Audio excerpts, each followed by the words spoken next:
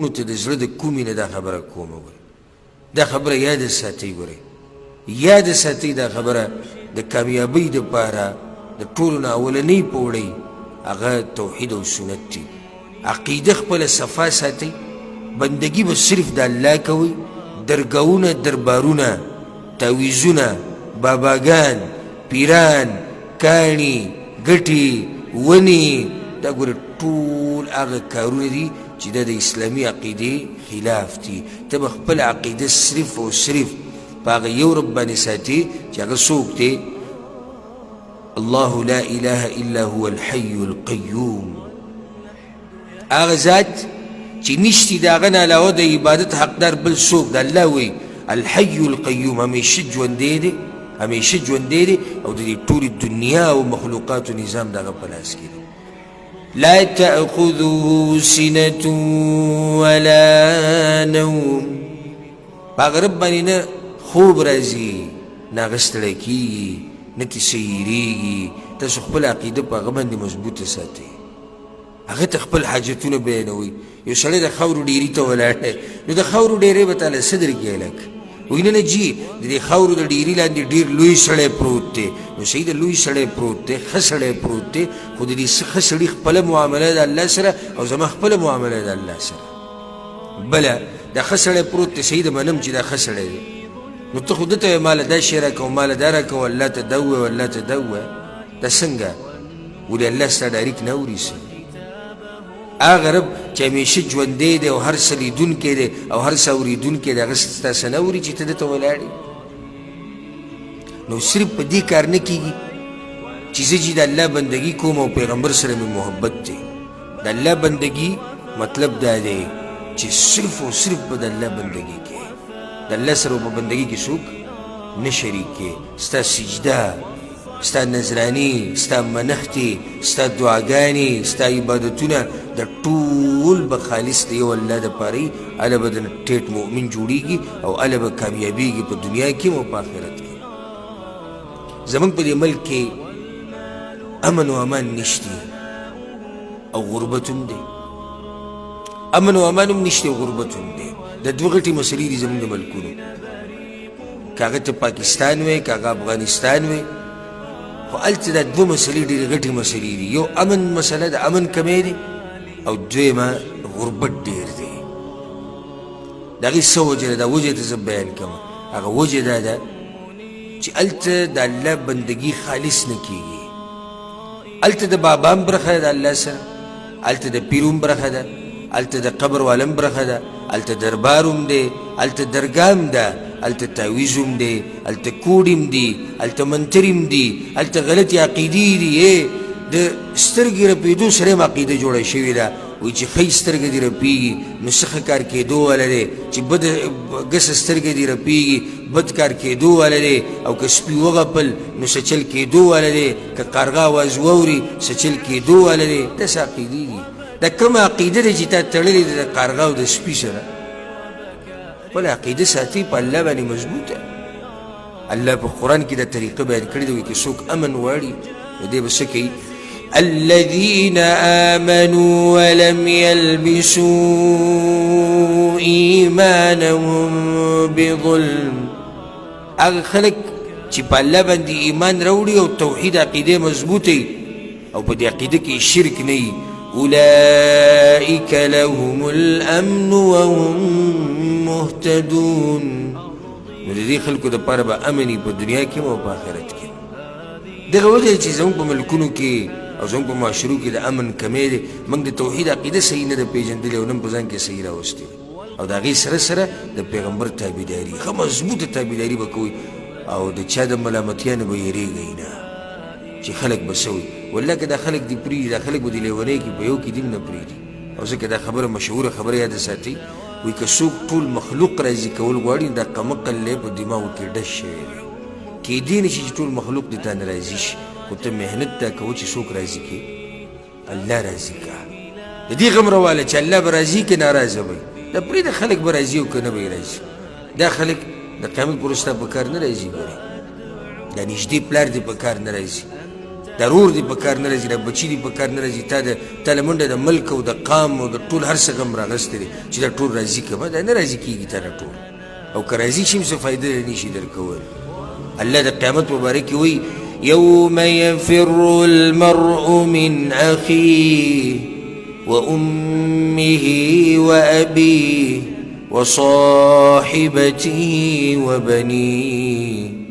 د قیامت ورځ هغه ورځ ده چې یو سړی به تښتي د خپلې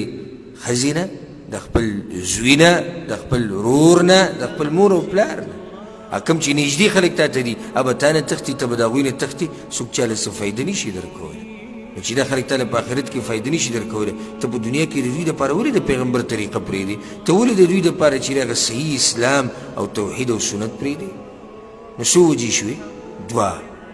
یوه ما بیان کړه د پیغمبر تابعداري، او دویم د پیغمبر سره محبت، او دریم ډېر مونځونه کول. کوم سړی چې ډېر مونځونه کوي که نه، الله به دله جنت ورکوي، او په جنت کې به د پیغمبر صلی الله علیه وسلم ګاونډیتوب ورکوي. په دې دلیل څه دی؟ دلیل پیدا دی. تاسو ته ما لږ ساعت مخکې یو حدیث بیان کو چې په هغې کې قصه د ربیعه ابن کعب الاسلمي رضی الله عنه چې هغه رسول صلی الله علیه وسلم ته وویل یا رسول الله زه دا غواړم چې تا سره په جنت کې څه شمه؟ ګاونډي شمه. وی پیغمبر صلی الله علیه وسلم ورته وایي چې فاعنی علی نفسک بکثرة السجود. بیا صحیح ده وی ربیعه که ته په جنت کې ما سره ملګری کېدل غواړې نو بیا ډېر مونځونه کوه، ډېرې سجدې لګوه الله ته. هله به ته د پیغمبر سره یو ځای کېږي په جنت کې. ګرانو او قدرمنو د منځه اهتمام کوئ ډېر زیات، ځکه چې دا کومه عقیده چې ما بیان کړه توحید او سنت، د دې نه بعد بیا دویمه او اهم رکن د اسلام هغه مونځ دی. او دا مونځ چې څوک نه کوي که نه، دا مونځ چې څوک نه کوي، نو عمر بن الخطاب رضی الله عنه وایي لا حظ فی الاسلام لمن ترک الصلاة. څوک چې مونځ نه کوي په اسلام کې د سره څه برخه نشته. دا د عمر بن الخطاب رضی الله عنه فتوا ده. او د دې نه مخکې د پیغمبر صلی الله علیه وسلم حدیثونه ویل العهد الذي بيننا وبينهم الصلاة فمن تركها فقد كفر. زمونږ او د کافرانو په منځ کې فرق او دیوال هغه دا دی مونځ کول. چا چې وي مونځ پرېښود دا سړی هم کافر شو. دومره ګټه مسله ده، وړه مسله نه ده. ګورئ تاسو ته دا پته شته چې کوم سړی همیشه مونځونه نه کوي او دی مړ شو، نو علماو د ده په باره کې څه فتوا ورکړې ده؟ داسې معمولي خبره نه ده. ګورئ کوم سړی چې همیشه مونځ پرېږدي او نه یې کوي، دا د ده طریقه ده، او دی مړ شو نو په ده باندې به جنازه نه کوي، دی به لمبې نه، دی به کفنکې نه، دی به د مسلمانانو په مقبره کې نه خښې، او د ده دپاره به د بخاني دعاګانې نه غواړي. څه معمولي خبره ده؟ ته مونځ نه کوې، دا وړه خبره ده. د مونځونو اهتمام کوئ. او دا ما چې کوم وایي چې ډېر مونځونه کول تا رسوي دغه مرتبې ته چې د پیغمبر سره ګاونډي شي، مطلب دا دی چې د دې فرضو نه علاوه نفلي مونځونه به ډېر کې. فرض خو به کې فرض خو لازم دي. مطلب دا چې یو سړی فرض مونځ کوي او د هغې سره سره نفلي مونځونه هم ډېر کوي. د فرض مانځ سره چې کوم سنت دي دغه شان تهجد کوي او دا پرېږدي نه په مخه کوي، دا سړی به پیغمبر صلی الله علیه وسلم سره جنت کې ګاونډي. دا ما تاسو ټولو ته دا نصیحت دی چې د مانځه اهتمام کوئ، الله به د ټولې مسلې اسانه کړي. خو دا مه کوئ چې سحر په 5 بجې بانګ وایي او تا پسې په 4 بجې ګاډی راځي او ټیکهدار راځي او کار له ځي او هغه مونځ پرېږدي ځکه چې دا 5 بجې دی. او کله بعض داسې کوي چې کله دا مونځ دی ډیوټۍ د دې ټیم نه مخکې نو بیا یې پرېږدي. که ډیوټۍ کې راځي هم پرېږدي، که مخکې هم راځي پرېږدي. مړه وایي دین نه هم څه مذاق جوړ کړی دی. تاسو ټوغې نه کوئ وایي د الله دین پورې. چېرته دا ټیکهدار او دا کمپنۍ والا او دا کپیل او دا مؤسسه او دا مدیر دی او دا پلانې دی او علانې دی، دا دی چې ته خفه کړی چې د ناوخته کار له تلی شي. چې کله تا ته ووایي چې 7 بجې به ځان را رسې او دستخط به کې او ګوته به لګې، نو ته کوشش دا کوې چې پوکم 7 ورسې، ځکه چې دی به خوشحاله شي چې روزانه وګوره دی 5 ساعت مخکې راځي. او چې کله د الله مسله راشي نو یا خو مونځ بلکل کوي نه د سحر ده، او یا که کوي نو د ښځو په شان په کوټه کې دننه ولاړي د خپل کټ په خوا کې او به زر زر یو څو ټونګې ووایي او بیا ګاډي ته وخېجي روان شي او بیا لاس اوچت کړي وایي الله جنت راکړي او په جنت کې د پیغمبر سره مې ګاونډي کړي. او د منظرې دا حال دی. او تمه دې دومره غټه او دومره غټې خبرې ترې ډډه لګولې ده چې زه به د پیغمبر سره په جنت کې ګاونډي کېږم او د منځه دا حال دی لمونځونه اهتمام کوئ او دا یې ساتئ په نارینه باندې د جمع سره مونځ کول دا فرض عین دي لازم دي واجب دي الا چې یو سړی معذوری هغه عذرونه شریعت بیان کړي دي او موږ الحمدلله په خپلو درسونو کې په ریاض کې چې زموږ کوم همیشه درسونه په هغې کې موږ تفصیلا بیان کړي دي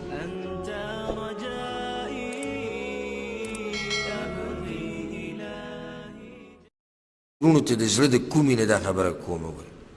دا خبره یاد ساتئ ګورئ یاد ساتئ دا خبره د کامیابۍ دپاره د ټولو نه اولنۍ پوړۍ هغه توحید او سنت دي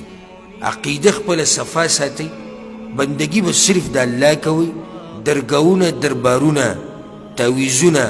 باباګان پیران کاڼي ګټې ونې دا ګوره ټول هغه کارونه دي چې دا د اسلامي عقیدې خلاف دي ته به خپله عقیده صرف او صرف په هغه یو رب باندې ساتې چې هغه څوک دی الله لا اله الا هو الحي القيوم هغه ذات چې نشتی د هغه نه علاوه د عبادت حقدار بل څوک د الله وی الحي القيوم همیشه ژوندی دی همیشه ژوندی دی او د دې ټولې دنیا او مخلوقاتو نظام د هغه په لاس کې دی لا تأخذه سنة ولا نوم هغه رب باندې نه خوب راځي نه هغه ستړی کېږي نه ترې سیریږي تاسو خپل عقیده په هغه باندې مضبوطه ساتئ هغه ته خپل حاجتونه بیانوئ یو سړی د خاورو ډیري ته ولاړ دی نو د خاورو ډیری به تاله څه درکړي هلک وایي نه نه جي د دې خاورو د ډیري لاندې ډېر لوی سړی پروت دی نو صحیح د لوی سړی پروت دی ښه سړی پروت دی خو د دې ښه سړي خپله معامله د الله سره او زما خپله معامله د الله سره بله دا ښه سړی پروت دی صحیح د منم چې دا ښه سړی دی نو ته خو ده ته وایې ماله دا شی راکوه ماله دا راکوه الله ته دا ووایه الله ته دا ووایه دا څنګه ولې الله ستا ډایرکټ نه اوري څه هغه رب چې همیشه ژوندی دی او هر څه لیدونکی دی او هر څه اورېدونکی دی هغه ستا څه نه اوري چې ته ده ته ولاړ نو صرف په دې کار نه کېږي چې زه چې د الله بندګي کوم او پیغمبر سره مې محبت دی د الله بندګي مطلب دا دی چې صرف او صرف به د الله بندګي کې د الله سره په بندګي کې څوک نه شریک کې ستا سجده ستا نظرانی ستا منښتې ستا دعاګانې ستا عبادتونه د ټول به خالص د یو الله دپاره وي هله به د ټیټ مؤمن جوړېږي او هله به کامیابېږي په دنیا کې او په آخرت کې زموږ په دې ملک کې امن و امان نشتی او غربت هم دی امن و امان هم نشتی او غربت هم دی د دوه غټې مسلې دي زموږ د ملکونو که هغه ته پاکستان وی که هغه افغانستان وی خو هلته دا دوه مسلې ډېرې غټې مسلې دي یو امن مسله د امن کمی دی او دویمه غربت ډېر دی د هغې څه وجه ده دا وجه ته زه بیان کوم هغه وجه دا ده چې هلته د الله بندګي خالص نه کېږي هلته د بابا هم برخه ده د الله سره هلته د پیر هم برخه ده هلته د قبر والا هم برخه ده هلته دربار هم دی هلته درګاه هم ده هلته تعویز هم دی هلته کوډ هم دي هلته منتر هم دي هلته غلطې عقیدې دي د سترګې رپېدو سره هم عقیده جوړه شوې ده وایي چې ښی سترګه دې رپېږي نو څه ښه کار کېدو والا دی چې بده ګسه سترګه دې رپېږي بد کار کېدو والا دی او که سپي وغپل نو څه چل کېدو والا دی که کارغه اواز واوري څه چل کېدو والا دی داسې عقیدې دي دا کومه عقیده دی چې تا تړلې ده د کارغه او د سپي سره خپل عقیده ساتي په الله باندې مضبوطه الله په قرآن کې دا طریقه بیان کړې ده وایي که څوک امن غواړي نو دی به څه کوي الذين آمنوا ولم يلبسوا إيمانهم بظلم هغه خلک چې په الله باندې ایمان راوړي او توحید عقیده مضبوطه او په دې عقیده کې شرک نه وي أولئك لهم الأمن وهم مهتدون نو د دې خلکو دپاره به امن په دنیا کې او په آخرت کې دغه وجه چې زموږ په ملکونو کې او زموږ په معاشرو کې د امن کمی دی موږ د توحید عقیده صحیح نه ده پېژندلې او نن په ځان کې صحیح راوستې او د هغې سره سره د پیغمبر تابعداري ښه مضبوطه تابعداري به کوئ او د چا د ملامتیا نه به یېرېږئ نه چې خلک به څه وي والله که دا خلک دې پرېږدي دا خلک به دې لیونۍ کړي په یو کې دین نه پرېږدي او ځکه دا خبره مشهوره خبره یاد ساتي وایي که څوک ټول مخلوق راضي کول غواړي دا کمقل دی په دماغو کې ډش شوی دی کیدی نه شي چې ټول مخلوق د تا نه راضي شي خو ته محنت دا کوه چې څوک راضي کړي الله راضي کړه د دې غم رواله چې الله به راضي کې ناراضه وي دا پرېږده خلک به راضي او که نه به یې راضي دا خلک د قیامت پر ورځ ستا په کار نه راځي ګورې دا نږدې پلار دې په کار نه راځي دا رور دې په کار نه راځي دا بچي دې په کار نه راځي تا له منډه د ملک او د قام او د ټول هر څه غم راغستی دی چې دا ټول راضي کړه دا نه راضي کېږي تا نه ټول او که راضي شي څه فایده نه شي درکول الله د قیامت مبارک کې وایي یوم یفر المرء من اخیه وامه وابیه وصاحبته وبنيه د قیامت ورځ هغه ورځ ده چې یو سړی به تښتي د خپلې ښځې نه د خپل زوی نه د خپل ورور نه د خپل مور او پلار نه کوم چې نږدې خلک تا ته دي هغه به تا نه تښتي ته به د هغوی نه تښتي څوک چاله څه فایده نه شي درکولی نو چې دا خلک تاله په آخرت کې فایده نه شي درکولی ته په دنیا کې د دوی دپاره ولې د پیغمبر طریقه پرېږدې ته ولې د دوی دپاره چې هغه صحیح اسلام او توحید او سنت پرېږدې نو څو وجې شوې دوه یوه ما بیان کړی د پیغمبر تابعداري او دویم د پیغمبر سره محبت او دریم ډېر مونځونه کول کوم سړی چې ډېر مونځونه کوي که نه الله به دله جنت ورکوي او په جنت کې به د پیغمبر صلی الله علیه وسلم ګاونډیتوب ورکوي په دې دلیل څه دی دلیل پیدا دی تاسو ته ما لږ ساعت مخکې یو حدیث بیان کو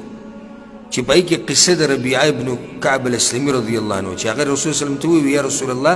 زه دا غواړم چې تا سره په جنت کې څه شمه ګاونډي شمه وی پیغمبر صلی الله علیه وسلم ورته چې فاعنی علی نفسک بکثرة السجود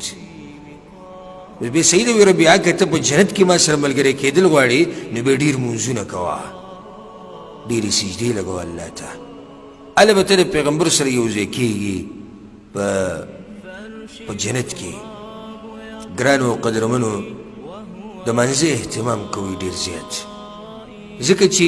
دا کومه عقیده چې ما بیان کړه توحید او سنت د دې نه بعد بیا دویمه او اهم رکن د اسلام هغه مونځ دی او دا مونځ چې څوک نه کوي که نه دا مونځ چې څوک نه کوي نو عمر بن الخطاب رضی الله عنه وایي لا حظ فی الاسلام لمن ترک الصلاة څوک چې مونځ نه کوي په اسلام کې د سره څه برخه نشته دا د عمر بن الخطاب رضی فتوا ده او د دې نه مخکې د پیغمبر صلی الله علیه وسلم حدیثونه ویل العهد الذي بيننا وبينهم الصلاة فمن تركها فقد كفر زمونږ او د کافرانو په منځ کې فرق او دیوال هغه دا دی مونځ کول چا چې وي مونځ پرېښود دا سړی هم کافر شو دومره ګټه مسله ده وړه مسله نه ده ګورئ تاسو دا پته شتي چې کوم سړی همیشه مونځونه نه کوي او دی مړ شو نو علماو د ده په باره کې څه فتوا ورکړې ده داسې معمولي خبره نه ده ګورئ کوم سړی چې همیشه مونځ پرېږدي او نه یې کوي دا د ده طریقه ده او دی مړ شو نو په ده باندې به جنازه نه کوي دی به لمبې نه دی به کفن کې نه دی به د مسلمانانو په مقبره کې نه خښې او د ده دپاره به د بخاني دعاګانې نه غواړي څه معمولي خبره ده ته مونځ نه کوې دا وړه خبره ده د مونځونو اهتمام کوئ او دا ما چې کوم وایي چې ډېر مونځونه کول تا رسوي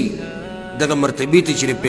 پیغمبر سره ګاونډي شي مطلب دا دی چې د دې فرضونه علاوه نفلي مونځونه به ډېر کې فرض خو به کې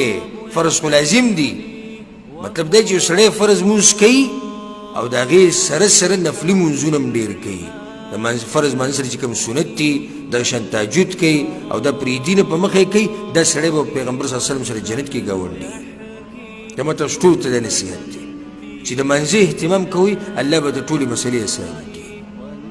خو دا مه کوئ چې سحر په 5 بجې بانګ وایي او تا پسې په 4 بجې ګاډی راځي او ټیکهدار راځي او کار له ځي او هغه مونځ پرېږدي ځکه چې دا 5 بجې دی او کله بعض داسې کوي چې کله دا مونځ دی ډیوټۍ د دې ټیم نه مخکې نو بیا یې پرېږدي که ډیوټۍ کې راځي هم پرېږدي که مخکې هم راځي پرېږدي مړه وایي دین نه هم څه مذاق جوړ کړی دی تاسو ټوغې نه کوئ وایي د الله دین پورې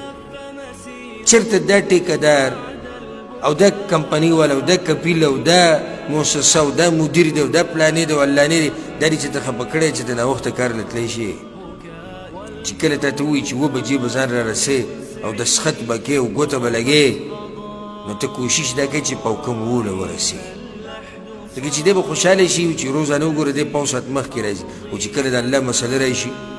نو یا خو مونځ بلکل کوي نه د سحر ده او یا که کوي نو د ښځو په شان